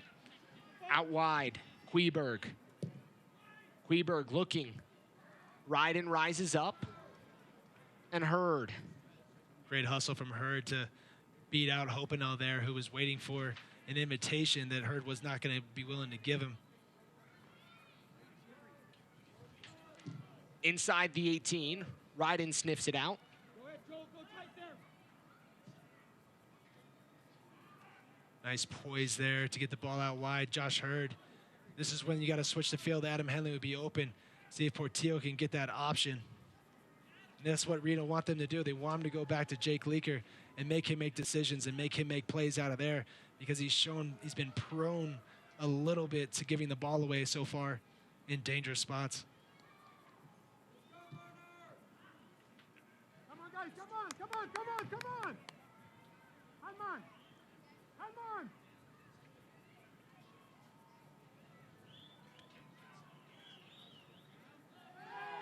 Gallagher tied up there. He'll head it over to Ryden. That's kind of what happens, though, when you get two big guys battling. Both got hands on each other. A lot of time the referee's going to let it go. Definitely let it go a lot in my books. Blake, that one cut off. Well done there by Kalen Ryden to step in. But this is dangerous coming forward. Ball into Brown. Brown off the woodwork. And a second opportunity collected by Leaker. Oh, wow. Brown could have a hat trick easily tonight.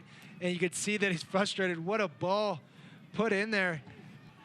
What a ball put in here. I can't remember. It looks like it's Hopinell and just lays it on a platter a little bit in front of him. He has to reach for it. Looks like he stops. If he keeps his weight going forward, that's what you can't do. Watch as he leans back here at the last moment.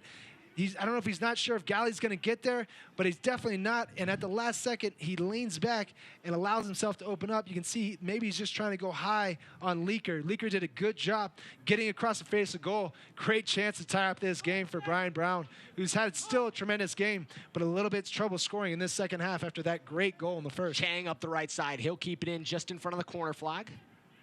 We'll step over. Cuts back. Gets around his defender. Tries to play it in.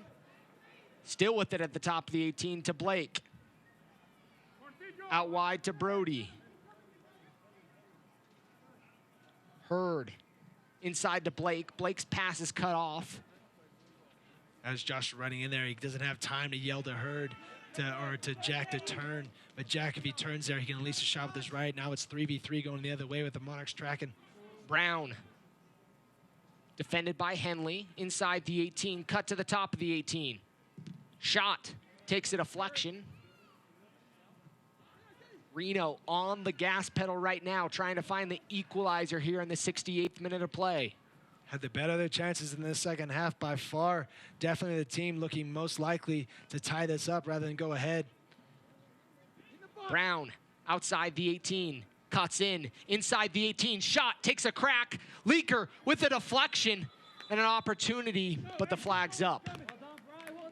Well, Brown's kind of come out here and he's not really being marked, and he's got the ball 3 times in a very dangerous spot, and there it cuts back to his favorite right foot, unleashes a shot as it looked like, I want to say it was Danny Musovsky who's coming across his picture and is just offsides and who's getting called for it, but definitely wasn't offsides in that replay.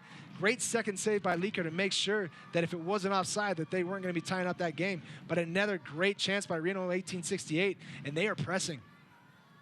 The USL's official Instagram account has highlights, photography, and interactive content with the league's players. Get all that at www.instagram.com/USL Soccer. That's at USL Soccer on Instagram.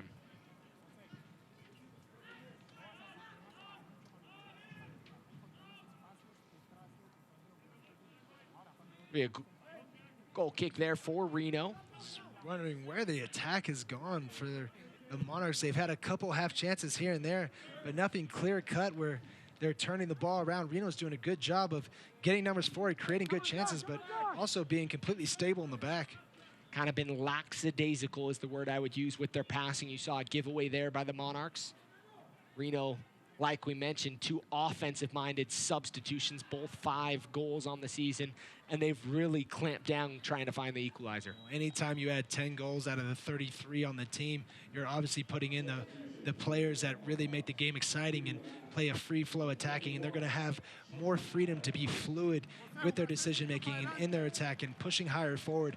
And it's going to be up to the back 5 of Reno 1868 to make sure that there's nothing going forward for the Monarchs. Charlie Adams getting a nice applause as he leaves the match in the 71st minute of play. Probably a little bit more gas, definitely playing that 10. You run a little bit more. It's more sprinting than it is kind of jogging around the field. So it's, you know, more high intensity runs that can tire you out quicker. Now it's up to Jose Hernandez, who has been kind of quiet in his appearances so far this year. Definitely looking for him to come alive. Has that ability from UCLA product and just been wanting to show everything he has to offer for this club and the first team. Wouldn't be surprised to see a yellow card shown here as the Monarchs were on the front foot. Van Ewick will be shown yellow here in the 71st minute of play.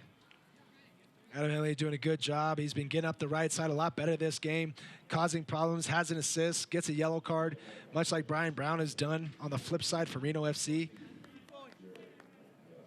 Finding his legs, finding his steps, these games are important for him to come through and for Mike Pecky and RSL staff to see him play these games.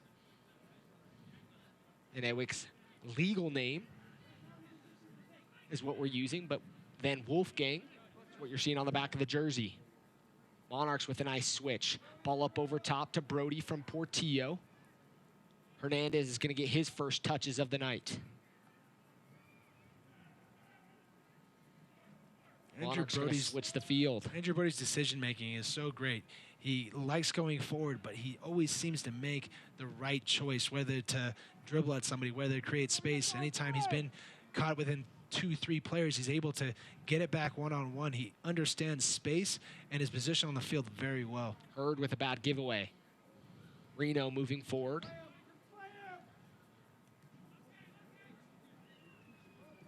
Ufeka out wide to Weberg. Ball's along the back line for Reno inside their own half. Trying to switch the field. Reno being patient here. And it has to be a little uneasy for Olave to see this. The chances that Reno's creating, the pressure that they're putting on, the possession that they're having, probably looks a lot like what they did in Reno about a month ago where they won 3-0 and scored a lot of goals. They could have that same amount of goals tonight if they had been more clinical. Unfortunately for Brian Brown, after scoring that great goal, has missed 2 very good opportunities at close range. The one off the woodwork has got to be one he wants back. Like you mentioned, stretching out to try to get to it, just unable to keep his body over the ball and keep the ball down.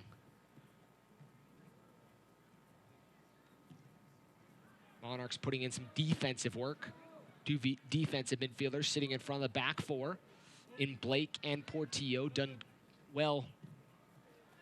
Portillo being one of those that's done well all season long. Blake, in addition, mid-season from Tampa Bay. Unfortunate for Leaker, when he gets in these opportunities to get that ball out wide, he has to be pinpoint accurate. With Chandler Hoffman up top and doing a lot of running side to side, it's not easy to find him as forwards are bearing down on you. So needs more options, or just needs to try and keep the ball in play up to the center backs, and hopefully they head it out. Needs to stop kicking out in his own half. Obviously just puts the other team on that front foot going forward. Ball back to Ryden.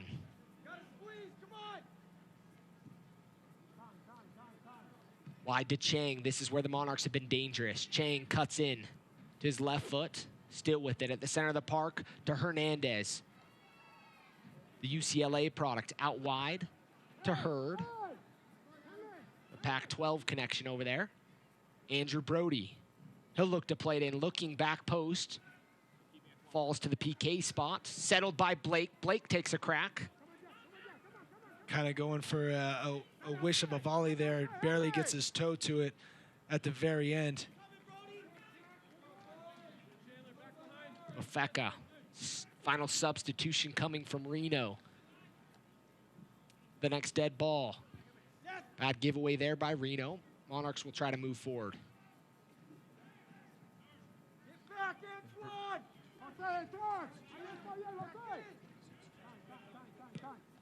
Henley settles with his chest. He'll bring it down just in front of the Monarchs bench. Looking forward to Hoffman. Hoffman battling there. Does a good job to win the ball back for the Monarchs. Great fight from Hoffman there. Gotta love that when two guys are going at it. Nothing malicious. Both players are just putting in the work to try to win the ball for their team. Those are the ones you actually see on the training ground more than you see here, because the coaches let it go a lot more than referees. They don't want it to stop. They want to see how you deal with that controversy, how you deal with somebody not making a call for you, how you deal with somebody muscling you. Can you deal with it? Do you get agitated? Does it put you off your game? These are things that coaches look for in practice when these things happen. Hurd's going to move forward. Two guys out wide of him. Brody's there. Hernandez, top of the 18. Hernandez. Brody's wide of the 18. Into Hoffman. Hoffman with it. Hoffman, shot! Takes a deflection. It'll be a corner kick for the Monarchs. Yeah, no arguing about that one. Definitely a corner kick. Really well done here. Great ball served in there by Andrew Brody on the ground to Chandler Hoffman, just coming across the top of the 12. Kind of gets lucky off the rebound there from Thomas Janjigan. Kind of falls right to him. Jimmy Offord does a great job responding to that little bit of a loose ball and gets in the way and puts it out for a corner kick. Seeing a substitution being made. That'll be it for Kleberg. Kasiple. Or I'm sorry, Kleberg, sorry. 84-34. He had a good game, I thought, tonight. He did well. Looks like he's gassed. He got up and down that left side the entire game. Couldn't really ask more of him. You bring in somebody that has a lot of pace just like him to put that outside right back. Corner kick from the Monarchs. Back post. Blake's going to take a crack from distance. Takes a deflection. He has to be so frustrated right now because he's absolutely tagged one with his right and his left in the second half, and both of them been goal bound and blocked early on, but absolutely hits it as clean as he does with his right foot as it pops out to him. He's only got one thing on his mind, which I love. I'm going to crack this first time. As Mafek is closing him down, he tags one low and hard, and luckily a Reno FC defender was in the way to block it. Corner kick taken. Quickly, Reno's going to move forward. Great outlet from Marcinkowski there. Ryden does a good job to take it off the feet of Brown. Stay up to date with all the best from social media around the USL by watching Off the Post.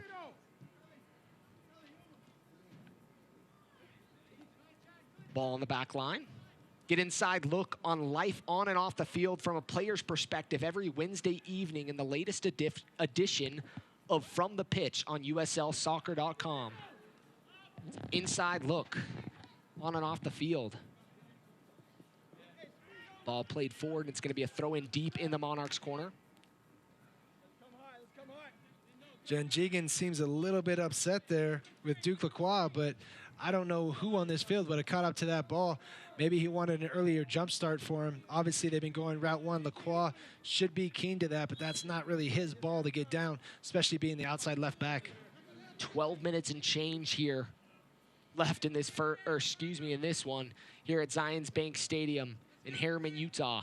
This is what you don't want. You don't want Chandler Hoffman checking this far back, because anything that comes up the field is going to be tough for the Monarchs to win with Jose Hernandez, small in stature with these big boys here. It's hard for him to hold the ball up if the ball comes into his feet. He needs a little bit of space.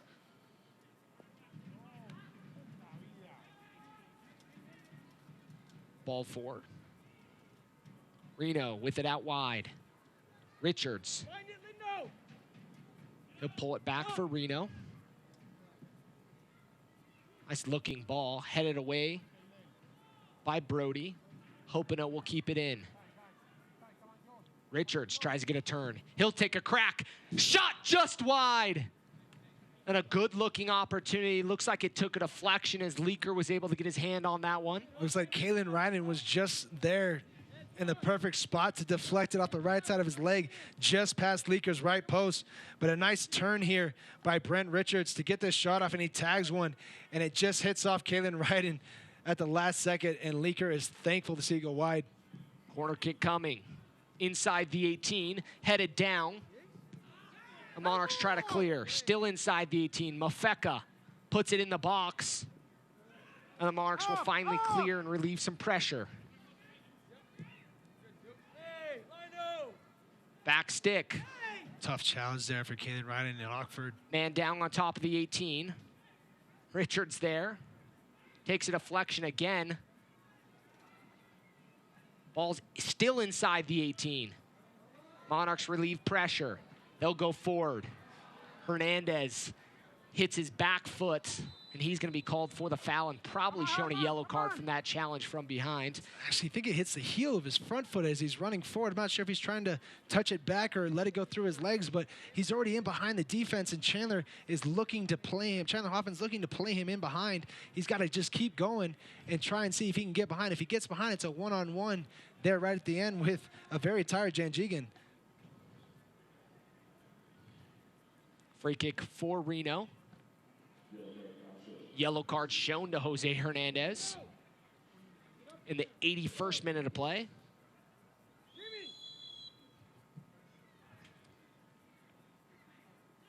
Takes a deflection. Leaker's going to collect and collapse on that one. A little bit of gamesmanship that you'll see. Quick outlet to Justin Portillo, but not a whole lot of place for him to go. It's tough putting yourself in that kind of a situation. Reno have really clamped down in the last few.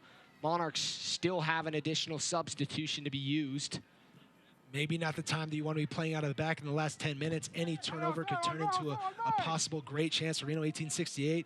You really, if I'm the goalkeeper coach, Matt Glazer, I'm really asking Leaker to try and maybe send it long out to the sidelines where maybe you're challenging Michael Chang and Josh Hurd with their outside backs. Obviously, you know, as it kind of goes down, Chandler Hoffman's done a good job tonight. Do you bring in Juan Mayer as more of a post-up guy and a taller guy to win some headers from Jake Leaker so you don't have to play out of the back? Portillo. He'll be cut down from behind. Still down Portillo. Ball falls. And a foul is going to be called for Reno as Portillo's still down on the pitch.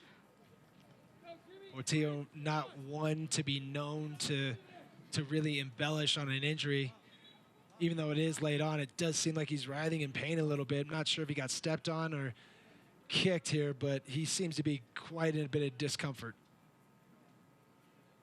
Marshall Stoddard headed on the field to take care of him. This game, like we mentioned, has been an exciting one all night long. Monarchs go down early in the 9th minute on a goal of the year from Brown. Takes a crack from distance to beat Leaker. Then respond moments later with a goal from Charlie Adams, an assist from Chandler Hoffman. And then to close out the first half, a goal by Chang and an assist by Henley. Yeah, my two keys to this game so far have been the response time that it took the Monarchs to score after Brian Brown and Reno's 1868 first goal. To respond a minute and a half after that was crucial, and it completely killed any kind of confidence that they built up from that goal. And then after that, it's actually been Reno who has had the better of the chances, and Monarchs have just been clinical as they have in the past. If they get good chances of goal, and the two shots that they did get were goals that they should have at least put on goal and definitely score, and that's exactly what they did. But these set pieces are going to be trouble for Monarchs here going in late because they're getting smaller as the half goes on. Especially down a man as Portillo's left the side of the pitch, trying to get his feet back under him. This is where I'd like to see a lofted ball in and let the big boys, let Ockford, let Brian Brown, let Janjigian really go up and try to attack it. See if Jake Leaker's going to come out for this ball like he hasn't all game. One-man wall, Jose Hernandez in front. Looking back post. Leaker got some of it cleared off the line by Ryden. Ryden with a game-saving save so far. Leaker's taken out of the air, and there'll be a foul called inside the 6. Absolutely crushed there on the follow-through, but Jake Leaker looks like he mistimes this, the flight of this ball just a little bit, and maybe just gets his fingertips to it. Looks like it hits Oh, who was it? It was actually Dan Jegan that gets a turn on the goal. Caitlin Wright in a perfect spot to keep it at 2-2. Reno FC have been so close in this second half to tying it up. They just are right there at the doorstep and just can't knock it in. Leaker still down on the pitch. Marshall Stoddard going to get a second run at him as Putna's up, warming up for the Monarchs here in the 85th minute of play. A tough fall as you got to look at that one. Took a little bit of chin music there. Got to be big, brave in that spot, which he was. Challenge was into him, not straight up. That's why the referee calls it. Stay up to date with all the best from social media around the USL by watching Off the Post with Kelsey Steele every Friday evening on the USL's social media channels. That's Off the Post with Kelsey Steele. 86th minute of play. We're getting late in this one. Reno still pushing for that equalizer. And Monarchs, without really that many opportunities going forward, they've gotten the ball wide. They've had a couple cutbacks for shots, but nothing that's even forced a save out of the Reno 1868 goalkeeper. One of the things I would like to see late here in this game is Jose Hernandez trying to get more of the ball and trying to go forward with the attack. Well, that's where, you know, it's so important for you to do your best Sebastian Velasquez impression. Can you get that ball, turn a defender, and now you're going 3v2 or 3v3 the other way. Chance to waste time, a chance to maybe score another goal. If you score another goal, you have to think that this game is put to bed. But here at 2-1 with Reno FC getting all the chances, all the momentum's going with them, and very likely that they will get another chance to get their goal before this game is over. Hernandez very capable. One of those guys that had a great season at UCLA as a freshman. Up! Leaker's going to try to push everybody forward here on this goal kick. The Western Conference table pretty tight. Real Monarchs atop the table, 44 points. Orange County, 41. Then Phoenix Rising with 41. Sacramento with 40. And then in the 5th spot, Reno with 37. It's important for them to win all these games going forward, but especially these games against the teams that are going to be contending for the Supporter Shield, and especially the hot teams in the league like Phoenix Rising, where like Reno FC, when you have these games at home, these are games you have to win. And so far, they've done it, but they need to close out this game. Regular season title, a big trophy that the Monarchs acquired last season. Reno was the top goal-scoring team in the USL. Monarchs with the top points. Brown inside the 18. Out wide. Takes a deflection. Inside the box. Blake tries to clear. Not all the way. Mafeka out wide. Reno. Shot and a save by Leaker. Monarchs 10-0-1 on the season at home. Reno 6-0-5 on the season on the road. Something's got to give tonight. And again, RSL and Real Monarchs undefeated at home this year have just made it really hard for any team, MLS or USL, to come in here and come away with points. 2,817 is the announced attendance for tonight's match here at Zions Bank Stadium. This beautiful $78 million campus for the Real Salt Lake organization. Ball up over top. Chang will chase it down. Reno there first. Lacroix showing off some great speed there against Michael Chang, albeit he's been played the entire game a little bit tired, but that's definitely something that Chang won't have at his disposal. He's so good at running at players, and he's got tons of speed to burn. But Lacroix with fresh legs coming in, showing off his speed. Chang gonna put a little pressure there on the free kick. Kasipley, the captain, will take the restart. You're getting a replay look at that foul. Brody will rise up, win the header. 89th minute of play. Hopino. Hoffman checking back. Good strength there by Hopino to hold off Hoffman. Reno continuing to push. Hoffman doing the dirty work that forwards need to do late in games to preserve leads. Acqua. Shot off the post! And a beautiful looking shot there from Reno. And my goodness, Reno's unlucky to be on the score sheet there. to tie this one up. As he was approaching this ball, you really couldn't tell whether or not he was shooting or not. It kind of looks like a pass, but it is an absolute shot and catches Leaker a little bit by surprise. Coming in left footer with his right foot and almost scores a second great goal for Reno FC. And unlucky for Brian Brown, it falls straight to Galley, who clears the danger. Corner kick for Reno. Ball's inside, cannot beat. Chang. Ball still on top of the 18. Chance for Reno. A deflection. Mofeka. Shot. Bouncing around the 18. Hopino out wide. 3 minutes of stoppage coming. That one's going to take a deflection. It'll be a corner. And a 3-minute time frame for Reno to see if they can capitalize and for the Monarchs to see if they can hold steady and take the 2-1 victory in all 3 points. I'll tell you what, Olave's not going to have to cut his hair this week because it has fallen out in this last 15 minutes of this game. This whole second half has just been all Reno. Ball up over top, and a good look there from Janjigian. Leaker had it covered, but just over the crossbar.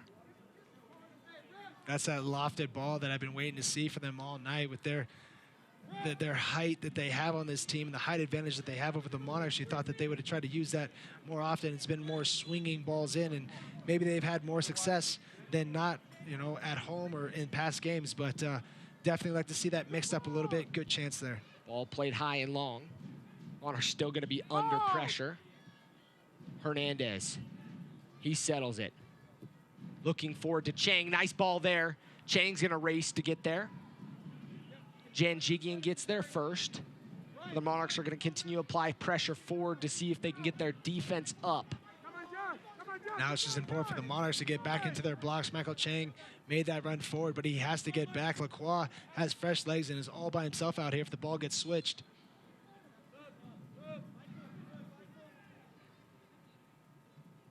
Looks like a foul was called. Chang's night's going to be done. Looks at the board. Not quite sure it was him. We looked at the board, and then he heard his name, and then he acted like he didn't hear his name. So that's that little bit of gamesmanship that you kind of just throw in. Corey Baird does a great job of that for the first team. Reese Williams is going to bring more of a defensive mindset to it. He's going to help defend Lacroix as he comes forward. Definitely not going to be looking to get forward and get him behind. Both teams have played their cards. Monarchs using that sub to kill things off a little bit more. Unofficially. Probably less than 30 seconds left in this one. Out wide to Hurd. Monarchs with possession to Portillo. Wide to Brody. Looking forward. Blake gets under that one. Hoffman does a good job to hold it up. Looking forward to Hernandez. Hernandez in the corner. That's where you like him to stay there. Just keep it there. Reno looks gassed here in the last few minutes. He'll play it forward. It's going to cross the end line. It'll be a goal kick for Reno. Can't be much left in this one. After he looks at his watch, I'm pretty sure this could be the last goal kick we see. Hasn't been too many stoppages in stoppage time so far. Kevin Broadley checks his watch one more time. Looks like he's willing to see one more attack. Reno's going to play it forward. Looking up over top to Brown. Leaker's off his line. And Leaker's going to go to ground.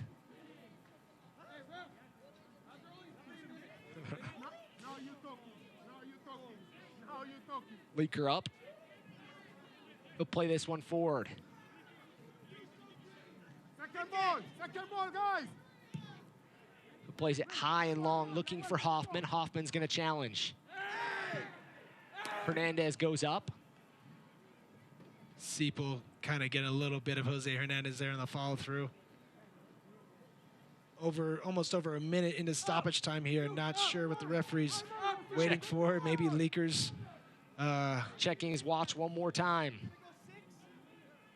And a clearance here should do it. There it is. And that's all she wrote here at Zions Bank Stadium. Monarchs going to move to 11-0-1 at home in the 2018 season. Stays undefeated and continues to move further up on that Western Conference table with 47 points now. in 22 games played. Really, Chad, that was an exciting match. Yeah, really a great game. It really was. Really thoroughly impressed with Reno FC, their ability to attack here at home, or I'm sorry, attack away. They did really well against them on the home game, trying to sweep them this year. Have a great early goal by Brian Brown. Monarchs come back, get 2 before the break, and then Brian Brown has 2 great, glorious chances to seize the moment and to possibly win this game for Reno FC. It just can't capitalize. And that's the name of the game, capitalizing on opportunities. And the reality is Reno is one of those quality sides, a side that you don't want to meet up with. We mentioned in the pregame, they lost 3 of their 5 games now in the first 2-3 weeks of the season. Now have lost 2 straight games, but are still a very capable and dangerous side. Well, you don't want to see it kind of become a habit. You lost 3 out of those 4 games. Now they've lost 2 games straight, albeit 1 with a red card. And here they played really well, but the Monarchs were just more clinical than they were. Really had nothing going for them in the second half. Chandler Hoffman was almost invisible because he could get no balls to his feet. Charlie Adams goes out. Jose Hernandez comes in. Doesn't really change anything. You kind of lose a little bit of size. Then Reno FC started to get some set pieces and really put it on Jake Leaker. But they held out for the win, 2-1, 2 wins in a row against 2 top 5 Western Conference team. Is 2 great results. And I was going to mention that's one of the impressive things for the Monarchs. Very capable of taking care of top teams in the Western Conference. Like you mentioned, taking down 2 of the top teams in the Western Conference in back-to-back weeks, albeit at home. But that's where you have to take care of teams. Yeah, and Reno FC's got to go on the road again, play against the tough Swope Park Rangers. So it's going to be a tough ask, and it's a little bit, it's what the Monarchs just got out of with their schedule. They had 4 out of the 5 games against 5 Western Conference foes that were high up on the table standings. So it's going to get tough. But, you know, that 10 days was good. You liked it. There was 10 days off, and they came. They got a response, 2-1 win. They have to turn it right around and play Oklahoma on Saturday away. It's going to be a tough ask. So there's games coming up. We'll check up the upcoming schedule for the Monarchs. And that schedule has some tough challenges. Obviously, every game at this point is a challenge. OKC Energy, and that's a quick turnaround. And I think that's really the challenge. Going on the road quickly this weekend to play OKC, then back home for 2 games against Tulsa and at the Galaxy 2, both winnable games. Then on the road one more time at the Switchbacks, who've always been a formidable foe. And then versus San Antonio, a team that smashed you earlier on the season. So this is a tough little 5-game stretch for the Monarchs, but very doable to win each of those games. Yeah, very doable to win each of those games. You got about, I would say, 10 or so games left in the season to win a Supporters Shield, and you have that 6-point cushion now. You need to build on that cushion and try and make it so you kind of get away. But if they do that again, which they did last year, they stop playing their guys at the end of the season. You can do that. You get a little tired. Maybe don't have that same game sharpness. And you want to keep that going into the playoffs because they won the Supporters Shield last year, but it was incomplete. They didn't win the USL Trophy. That's what they want to win. That's the one that means a lot. Well, and one of the things that we talked about is the Monarchs made some signings. Dan Egner talked about that too, unofficially waiting to go through paperwork, 1 done. Hopefully those additions can come in and make a difference here late in the year as the Monarchs push for their second consecutive regular season championship and try to get that elusive USL Cup. Yes. That's what it's going to be. Obviously, the one thing that we can tell you is they are bringing in another center back. Taylor Pay went down. That's the guy that they're waiting for. Very excited about Jamal Ray Charles, who's scored goals everywhere he's gone to. Can he score goals here? Will he get the time? Chandler Hoffman has that spot. He's the captain. He's the person that's put all the goals in for the most part for the last 2 years. So it's going to be one of those things where you kind of just get him in there a little bit at the end of games. He'll be fighting for it with Juan Mayer. It's going to be interesting. An exciting game here at Zions Bank Stadium. Monarchs take the 2-1 victory over Reno 1868 and grab all 3 points to move continually atop the USL standings. From all our crew here at Zions Bank Stadium, Chad Barrett, Landon Southwick, and we'll sign off and catch you next week. This copyrighted telecast of the United Soccer League may not be retransmitted, rebroadcast, or reproduced without the express written consent of the United Soccer League.